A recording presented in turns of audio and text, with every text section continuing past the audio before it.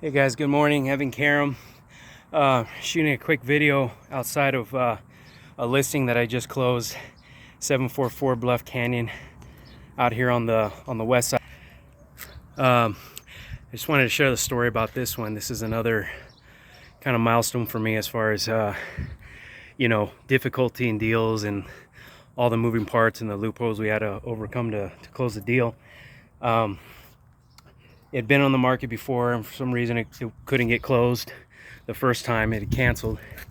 I live nearby, so I walked by this house every day, saw a sign, Yard Forever.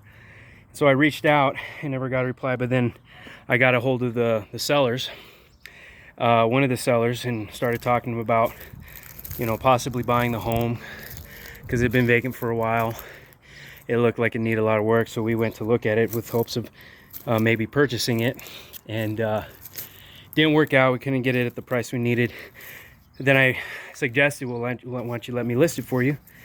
And so they were open to that, and we listed it. We listed it for $189.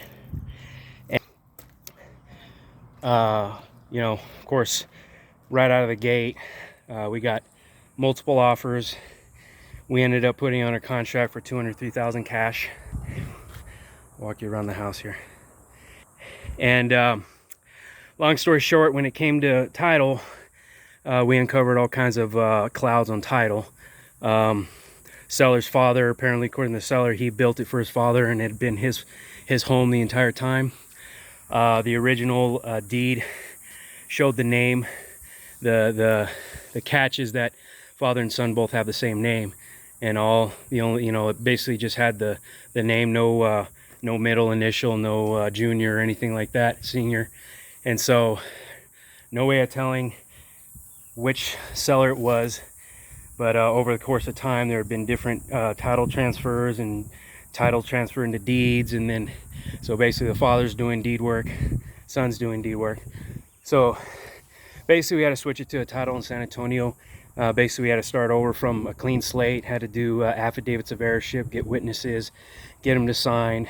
There were miscommunications and scheduling with who was supposed to sign, and other parties showed up and weren't supposed to. It was supposed to be for the disinterested parties to sign the affidavit of heirships and the affiant. So basically, and then on top of that, there's a feud between brother and sister as to who gets what, and the brother couldn't figure out how his sister got on the deed.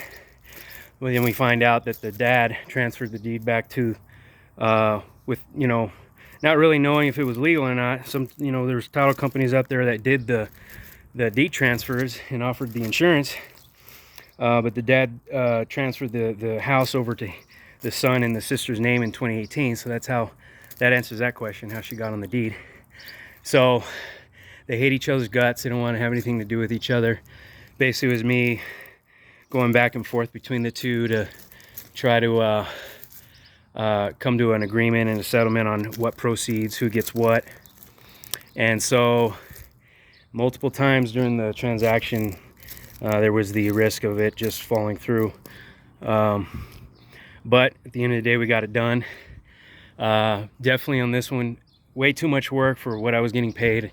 We had to cut our commissions.